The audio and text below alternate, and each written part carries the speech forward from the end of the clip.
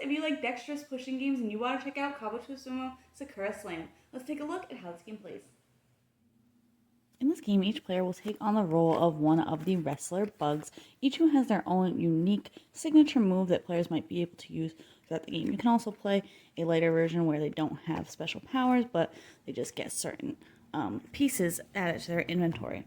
On a player's turn, they will choose what corner they want to push from and line the pushing platform up to that corner.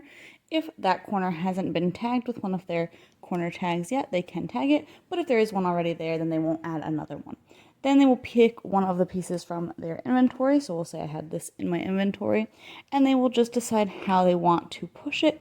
And you do have to push in a straight line, but you can come from any angle, and you just have to push until it is completely off the platform. So maybe I want to push here, and I'll go this way, and then a little bit more, and then that's off. Any of the pieces that came off of the platform as a result of this push do get added to the player's inventory, so they can use those on a future push. And if that was the fourth tag that players had placed, then they get to have an additional push as well as a result of that. Ultimately, players are just trying to knock one of their opponents out of the ring in order to win, and there's a few other variants as far as less players. They can knock out a player, or they can also knock out a title belt, which will stay in the middle at a two-player game. But players will just be going back and forth, trying to push until somebody is ultimately eliminated, and hopefully you don't also push yourself off, because if you do push yourself off, even with an opponent, then you also lose. But ultimately, you are just trying to push your opponent off in order to win the game.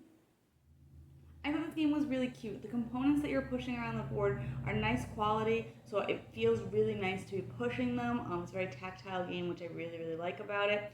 And everything seems to work pretty well. Everything will push at kind of the same rate. Nothing's too heavy or too light that it doesn't feel like a useful piece. I like all the different abilities that the characters had. And I like that you can play without the powers too. If you're maybe playing with newer players or younger players, I like that that's an option as well, and you'll just get some of these fancy pieces to play around with. I also like the Swarm expansion that adds in having some ringside crew who have additional powers that you can use, which I think is really neat because it gives you a little bit more flexibility with what you're doing, a little bit more access to, again, different powers, which can make all the difference. Pieces don't always move the way that you want them to, which is just to be expected.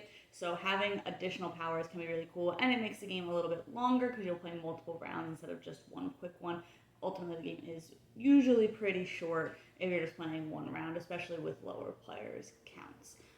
But overall, if you like dexterity games, pushing games, this is really neat, so it's definitely worth checking out. You can see my full thoughts on the blog today to decide if this one's for you.